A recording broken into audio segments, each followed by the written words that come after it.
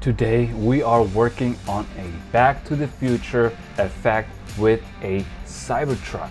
You can of course use any car you want. I'm going to use the Cybertruck because that's what I used in my previous project. Sup you phonies, how's it going? Welcome to another video, and this is a very cool effect. I'm very proud of this result, and it was a lot of work. It was like 2 weeks straight working through this, and I had to figure out a lot of things. In today's and next video, I'm going to show you how you can do that yourself. In today's video, we're gonna focus on the animation of the truck or the car itself.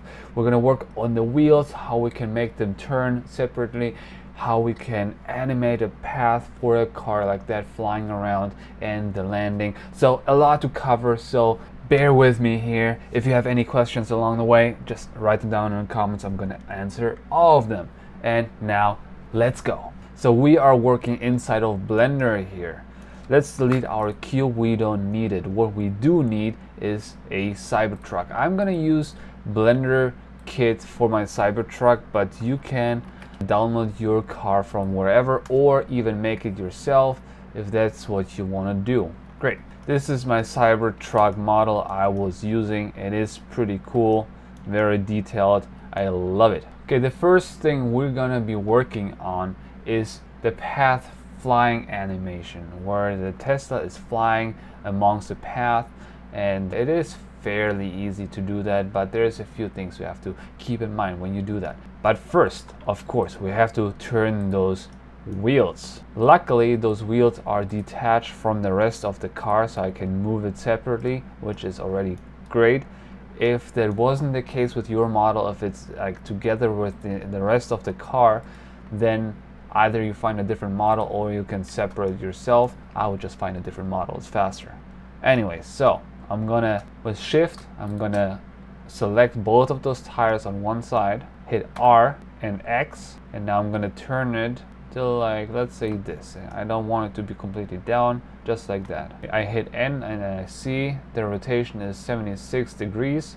I'm gonna do the same thing with the other two tires. 76 degrees, but in the opposite direction, and looks fine. Okay, they're a little attached to the car, so I'm just gonna move it slightly down. That'll do. The good thing is I still have my null object here, or my empty, so I can animate the whole car and I don't have to attach all those pieces together. But most importantly, when you go on your null object under item, rotation, make sure the null object is null null null 0 0 0. Location also should all be on 0. That part is important. If you mess this up, the entire pathing is not going to work. Okay, first let's give ourselves a little environment so we have something to fly through.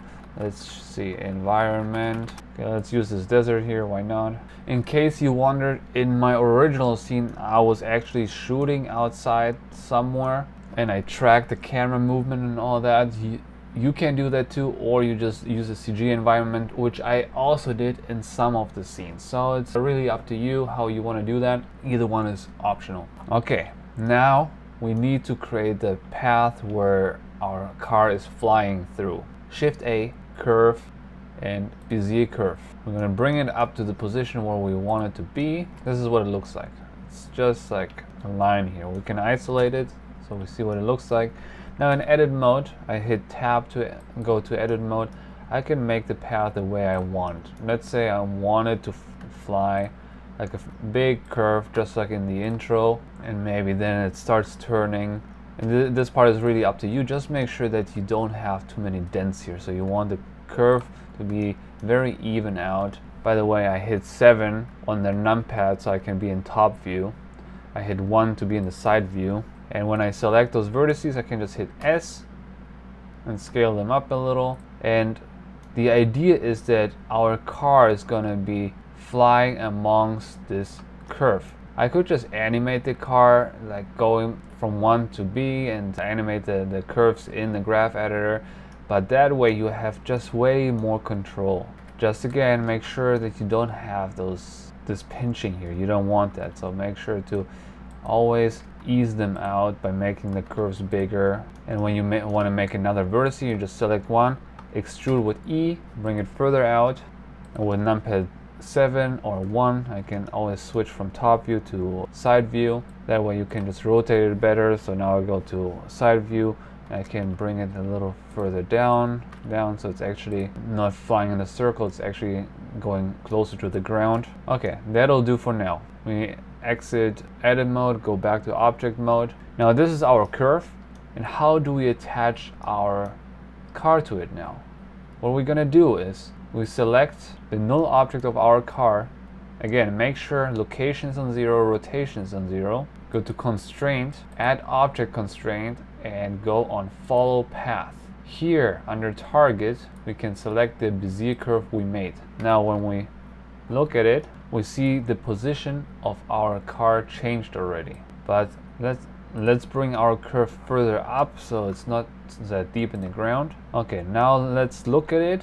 If we go on our constraint here and play with the offset, we see that the car is moving. You can see that the car is moving, but it doesn't turn with the curve, and that's pretty weird, right? So what we're gonna do is we hit follow curve and turn the axis to whatever we need. So right now when I would animate this, it would just fly up, which is fine, but originally I wanted it to fly down, so I'll go on positive X and bring it to where it has to be, like up here. Now I can animate, either hit animate path, but I prefer, don't ask me why, to animate the offset. So I just go in the very first frame and hit I, hovering over offset, hit I. Now let's go to frame 200 for example, really doesn't matter. Go to the end, but Cybertruck is down here, and hover over offset, hit I again.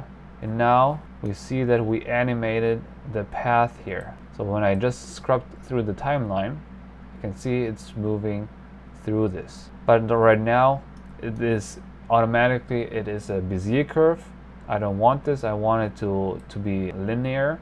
So just hover over your graph editor. If you don't have your graph editor out, just you can open it up here, hit T, linear. Now it's linear. So now it's animated very smoothly. Yeah, and now let's go to 250. There we go. Now we can see that it has the little imperfections here, and that's the kind of imperfections you don't want, because it's like a flying vehicle, and what you want to do is like smooth out all those edges in your graph. So you see this, it is kind of a sharp corner, stuff like that you need to smooth out, otherwise it just doesn't feel right. So you have to move around your vertices on your graph a little. And the cool thing is, like, everything I change is going to change the Cybertruck too, you see? So it's basically in real time, which is nice. So now I just look at it, I see there's a little bump, so I'm going to fix that. And the thing is, you never know in which direction the bump goes, but you just try to fix it, it's better. Yeah, and if I wanted to, I could even either make more vertices or just extend this animation so it just passes the frame or whatever. And now I could animate the camera, either follow it around. I'm gonna do the easy way right now, and I'm just gonna parent my camera. Let's see, where's my camera? This is my camera. I'm gonna select my camera, select the null object, hit Control P, keep transform, and now my camera is gonna be tracked to the Cybertruck as well, which is kind of cool. It looks like a Grand Theft Auto effect. Kind of even like this. There you go. That's pretty cool. Yeah, I'm not gonna go deep into how to animate your camera movement here, but I'm just gonna do a little something so it is a little more interesting. So I'm gonna animate my camera, and this is the result of this shot. So again, a few things you have to be aware of. Make sure that when you go on your object, in that case it's my empty, but sometimes it's your car itself, make sure that location and rotation is on 0, otherwise the effect is not gonna work. Alright, now we're gonna be working on the Cybertruck landing animation with the tires being animated and all of that. That's a little more advanced, but stick with me here, it's gonna be cool, and you can do that with any car really. So I'm here in Blender starting from scratch. I'm gonna get another Cybertruck. There is this bad boy. Now, in order to keep things a little more organized and simple, I do something what it's a little controversial, but it's just easier for me. So what I'm gonna do is I want to make this entire car one object, and besides the tires, I want to keep the tires separately. So what I'm gonna do is, so first of all, I'm gonna select everything, this entire thing, and go Alt P. Clear and keep transformation. I clear the parent. Okay, now I'm gonna delete the null object, or the empty rather. I don't need it anymore. I'm gonna put the tires into a new collection. Hit Control A, Visual Geometry to Mesh. It's gonna take a second, but then it's gonna apply all the modifiers and then you can work with it more smoothly. Okay, now Control J. Cool, now the truck itself is one object and the tires are separate objects. And that's a good starting point. Now we have to organize this a little bit because I want to, of course, animate the entire thing together, like flying, like, but also the tires, I need them to animate, you know, separately. But also, maybe you saw that, like this little detail where the landing gear, it's animated separately when it lands, so we can simulate the weight of the car. So I'm gonna show you exactly how you can do that. We're gonna do that with different null objects. So first of all, those tires, they stay separate. I'm not gonna merge them, I'm not gonna join them, but I will gonna put them in a null object together, or an empty rather. Sorry, I always say null object because that's what it's called in After Effects. It's an empty. So we'll Shift A, go down to empty. Okay, let's make one a cube. Okay, just for visualizations, I'm gonna make it the size of the car. Okay, now I'm gonna put everything in my empty. So I'm gonna select everything, make sure that my empty is the yellow and the other one is orange. So this is the one which is selected. Hold Control P, object keep transform. Now when I only select my null object, everything is going to be moving around with it. But I still can animate the tires separately. I still can animate the car separately. Okay, so for example, the car is landing. Let's see, it landed now. Now the entire car can go dip into it and dip out again separately. So if there was still multiple objects, I would need to make another empty for this. Now what I do need to do is animate those tires separately. So they're going to be in somewhat like this position, then they're going to be like this. Okay, we're going to start with the car flying down and landing. In order for it to fly, we need to animate, or we need to turn those tires. So it was the x-axis, like around 75. It's really up to you. Same with that one, 75. So all of them have to be turned 75 degrees, but it could be different depending on your model, but that looks cool. Now I'm gonna bring them all down just like in the other car model, so they don't stick, they're not attached to the vehicle too much, they don't penetrate each other. Okay, now it can be like that. And the animation of that is, we could do that with a path too, but I did it just by animating the empty here. So what we're gonna do is we're gonna start on the last frame. This is a trick I figured out. If you start with the first frame, let's say you go like somewhere here, first frame, then you start animating, you don't really know where it's gonna land, but if you start on the last frame, you position your car exactly where you want it to be, frame 200. Now let's just give the scene a ground so it has somewhere to land on. I'm just going to turn one tire back to see if it's sitting on the ground perfectly. It's a little too much. Okay, like this, 75. Okay, there you go. So I know this is where the end position of the car is going to be. Now I click on my empty here, animate, let's say rotation and location, and now I'm going to go in the very first frame where I want it to start. And while we're at it, let's just to make things easier, I'm going to put a constraint on my camera that track to, and I want it to be tracked to the empty. So wherever my car is going, the camera is always pointing at it, so it's just easier for me to see. So anyways, now I'm gonna go up to whatever position I want it to be. I can turn it a little, even turn it like this way, like whatever you think looks cool, just play around with it a little. Now I turned it like on those axes, and I'm on the very first frame. I'm gonna hover over rotation, hit I, over location, hit I, and this is basically my animation now. You can see it's like flying down. And what I would like to is if it hovered a little over the spot where it's going to land. So I'm going to just copy, paste the same keyframes, bring them a little later, and in between I'm just going to animate those values a little. So it's just trying to find its spot, just to add a little imperfections. So see, that was way too fast. So now I can bring those graphs a little further out. So you only want to do a little bit. And while this is happening, it can start turning those tires from this position to the normal position.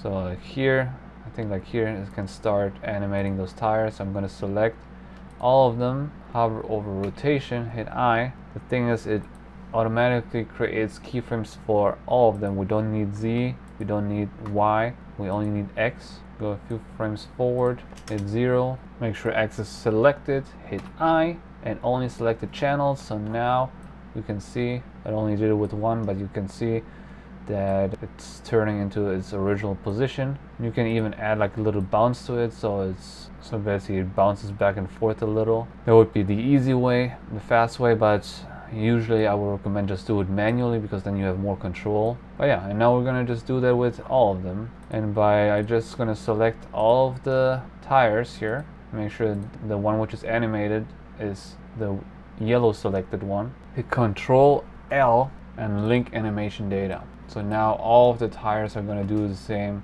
exact movement. And of course you can extend the animation a little if you want, and all of them are gonna be linked. And while all of this is happening, I'm gonna be working on this animation a little, so instead of like flying off so far, let's just delete all this. So while this is happening, maybe it's just gonna fly a little up, now down. And while this is happening, I'm gonna animate just the car itself. So like this is where it touched down, just that it has a little bounce to it. So I'm gonna animate just the Z, oh no, that's the rotation, just the Z location, just a little bit, so it basically bounces down and comes back up. And so now when it lands, the gear goes down and back up. Now of course you can fine-tune that until it looks right. Like when I was making the actual video, just this part took me 6-7 hours, so I don't want to spend another 6-7 hours to get this perfect, because the timing and the amount is like, it has to be on point. So I don't want to bore you with trying to fix it until perfection, but you do get the ideas. So that's why it's important that the entire car, like with tires and everything, is in one empty, but the car itself without the tires is also its own empty or its own object, whatever you want to do, because that way we can animate those things separately, plus the tires again also separately, and that way we can get this whole animation done like that. Let's give it like some kind of HDRI, so it looks like it's flying. Now one extra tip before we finish this video, you can also animate those lights that they're gonna turn off while the scene is happening. So you just go into your materials, and somewhere there's going to be lights somewhere hidden, so try to find them, and then you can animate the strength of your emission. So let's say I wanted to turn it off here in the end, so I hit on strength, hover over strength, hit I, go a few frames forward, go to 0, hover over strength, hit I, and now we can see that the lights turn off. And that's it for the first video. In the following videos, I'm going to show you how you can animate a flag like this being attached to your car, and also how to make this cool smoke simulation, which is very cool. So if you like this video, make sure to subscribe for follow-up videos, and like of course, and see you in the next video. Toodaloo.